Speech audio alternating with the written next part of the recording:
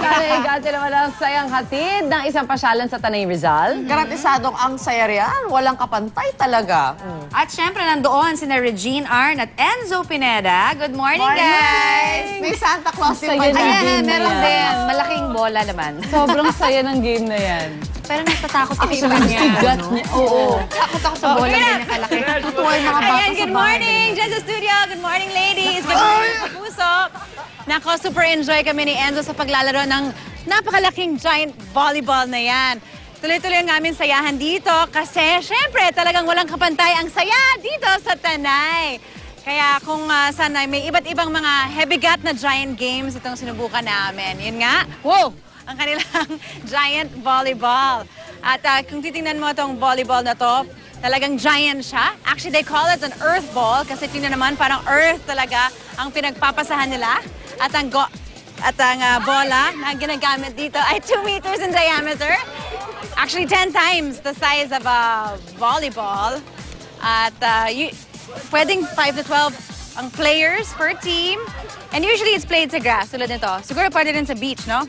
Ayan, tawagin na natin si Enzo. Mukhang sobrang na siya nag-i-enjoy dyan. And I know workout din itong giant volleyball. Alika, kamusta naman, Enzo? Okay. Parang puro ano ka na. That was fun.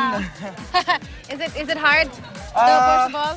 Yeah, pag mag-isa ka mahirap. Kaya kailangan talaga, no? Ilan members ng team Yeah, para push siya. para sa akin, it's a good workout siya pag nasa bakasyon Eh, kayo. mabigat siya. Saka hindi siya biro, mabigat din siya. Yes, Saka workout. mamaya makikita niyo po yung giant trampoline na... Trampoline, Tinry ayan. namin ni Oo. ate. Yan, ang saya ng ating experience sa giant trampoline dahil Let's nagawa go. natin ilan sa mga jumps and stunts. Di ba? Pwede ka maging acrobat dito dahil ang laki-laki ng space ng kanilang trampoline. You can do a lot of tricks and flips.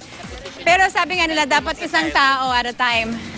Kayo magsasarko na. At mula sa trampoline experience natin, andito naman tayo sa tinatawag din ng snook ball or napakalaking billiards.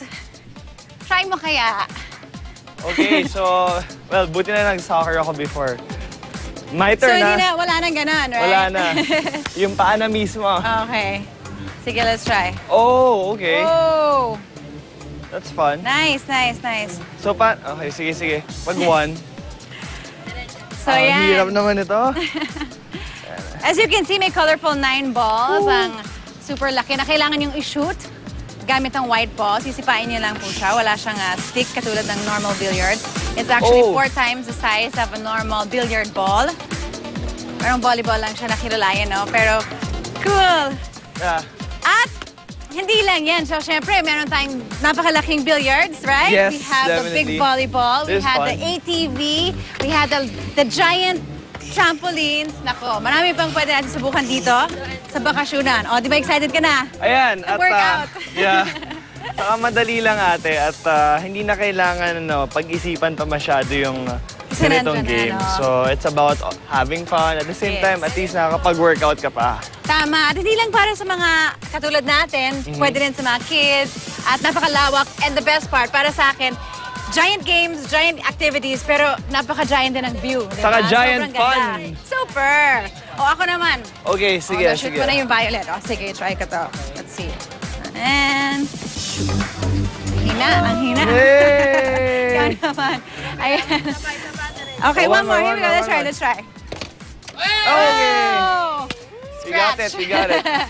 Ayan. Kaya, samahan niyo kami. Marami pa tayong isusubukan na mga exciting activities dito sa bakasyonan dito sa Tanay Rizal. Ha?